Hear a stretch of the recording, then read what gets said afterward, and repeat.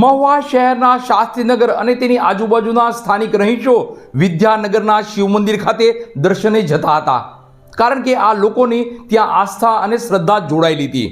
પણ રેલવે તંત્ર દ્વારા શાસ્ત્રીનગર અને વિદ્યાનગરની વચ્ચે એક વિકાસની દિવાલ ઊભી કરી દેવામાં આવી છે.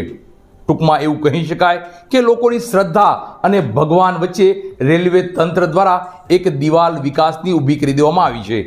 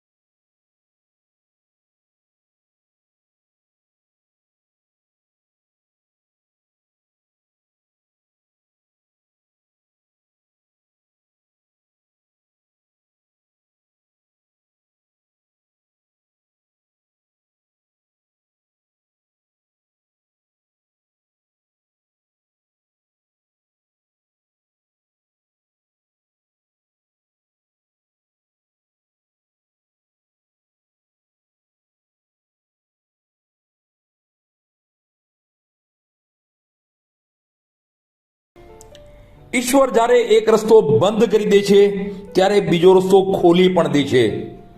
પણ અહીંયા ઈશ્વરે નહીં પણ રેલવે તંત્ર દ્વારા રેલવેના વિકાસ માટે એક મોટી દિવાલ ઊભી કરી દેવામાં આવી છે, જેથી દિવાલની પેલી બાજુએ આવેલ વિદ્યાનગરમાં આવેલ પવિત્ર શ્રાવણ માસ દરમિયાન શિવ મંદિરે આ બાજુના સોસાયટી વિસ્તારના રહીશોને શિવ મંદિરે જવાનું અટકી પડ્યું છે.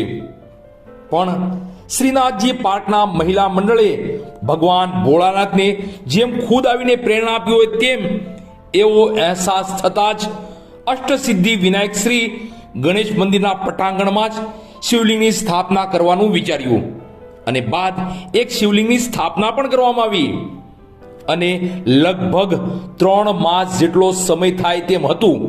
પણ ભોળાનાથે એવી લીલા તરીકે માત્ર 2 જ દિવસમાં સંપૂર્ણપણે એક મંદિર માટે જોતી તમામ વ્યવસ્થા ઊભી થઈ ગઈ. આ એક પ્રકારે ચમત્કારથી ઓછું ન કહી શકાય ભાઈ. શ્રદ્ધા ભાવથી જો ભગવાનનું ભજન કીર્તન કરવામાં આવે તો ભગવાન હાજરા હજુર છે જ. આ કિસ્સો શાસ્ત્રીનગર પાસે આવેલ શ્રીનાથજી પાર્ક સોસાયટી મહુવામાં બની ગયો છે. તો ચાલો આપણે પણ ભોળાનાથના દર્શન કરીએ, પવિત્ર શ્રાવણ માસની ભવ્ય ઉજવણી કરીએ. જય ભોળેનાથ.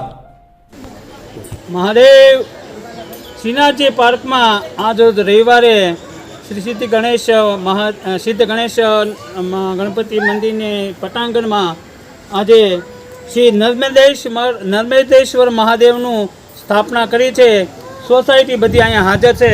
સોસાયટીની મહિલાઓએ આ કાર્ય કર્યું છે અને આવા કાર્ય હંમેશા ભગવાન તેમની પાસે કરાવતા રહે એવી ભગવાન પાસે પ્રાર્થના કરીએ છીએ. બોલો નમઃ પાર્વતી પતે હર હર મહાદેવ.